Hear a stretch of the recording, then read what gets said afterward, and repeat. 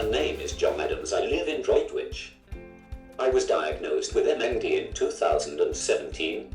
I started losing my balance and having regular falls which I could not understand why. I was a very fit man who loved the outdoors. I was utterly distraught, especially when my family was told that I had about 18 months to live. I am aware of the progression of the condition, but I'm determined that I'm going to fight it with what remains of my strength, having fun and raising money for MND along the way.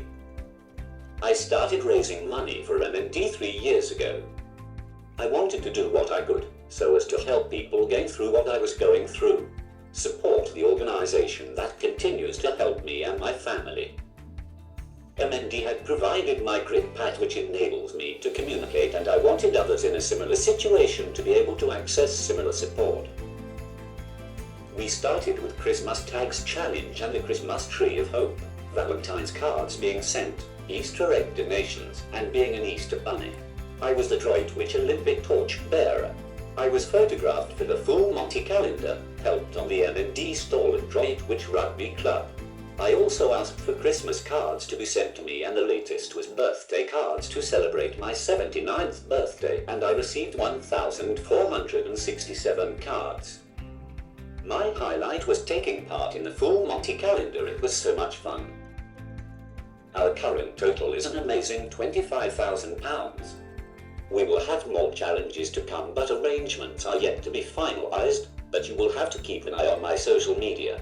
I did want to do a skydive, but unfortunately that is not possible. I am so lucky to have an amazing amount of support from family, friends, MND, St. Richard's Hospice. The people of Droitwich have also been magnificent, as have my social media friends and supporters from all over the world.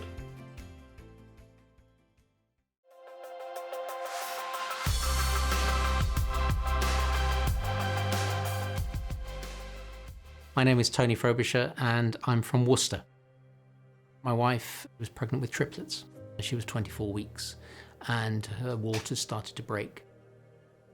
Jewel was born first and she stayed in a neonatal intensive care incubator for 17 days, but sadly she passed away. Miller and Louisa came along. Miller was diagnosed with spastic quadriplegia, cerebral palsy. We were contacted by Acorns, who said that they would be able to offer some respite care. Acorns is an extremely welcoming place. I know that every moment that she was at Acorns was a happy moment for her. We were on a family visit in Indonesia. Miller started to become unwell. Despite a trip to hospital, unfortunately she passed away.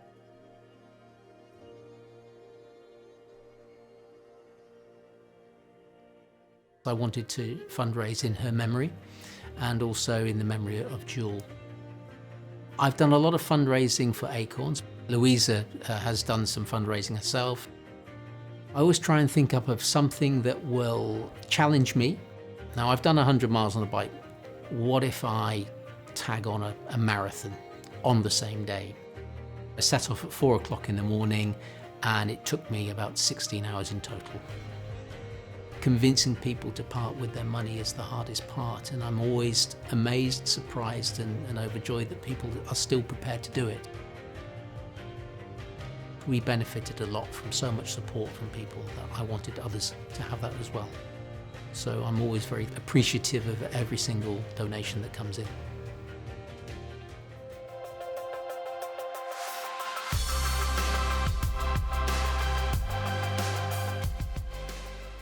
My name's Richard Benson and I'm from Leeds. Camille was a really larger-than-life character, very funny, intelligent and loving. Originally we were working together and then we did get together a few years ago. Ethan was a big part of her life. He was her only child and he was a quiet boy, but also when you got to know him, very funny. In the run-up to Ethan's death, he was becoming a bit withdrawn. He just didn't feel like it was something that he could talk to, and he needed to deal with it on his own, and ultimately he couldn't. From the moment that he died, she was broken. Camille's mental health deteriorated quite significantly, and it was obvious afterwards that she'd very carefully planned how and where and when she was going to end her life. Papyrus is a charity which is focused on suicide prevention and raising awareness of issues around suicide, particularly focused around younger people. The fundraising actually started when Ethan died. It was Camille's suggestion that we supported Papyrus. When I was thinking of what I wanted to do, I decided that I was going to do a year of fundraising and start with at least 12 challenges, one a month. We did the Yorkshire Three Peaks, we did the Leeds 10K and Total Warrior. I've had a huge amount of support with this. Kingsley was one of the first to get on board with it. He kind of knew that I was having a difficult time and I needed to get motivated for doing this running, and he just texted me one night and said, we're gonna run up the Chevin. It's freezing cold, pitch black. Ran up there and literally arrived just as the sun came over the horizon, and you've got all this whole like Yorkshire panorama, beautiful red sky, and you just thought this was worth getting out of bed for, and I'm really grateful to him for recognising that I needed that. So my real hope is that through raising that money, it allows Papyrus to continue doing that work and providing that support. If it can help somebody else get through some of those toughest times and maybe make a different decision, that's all you could ask for, really.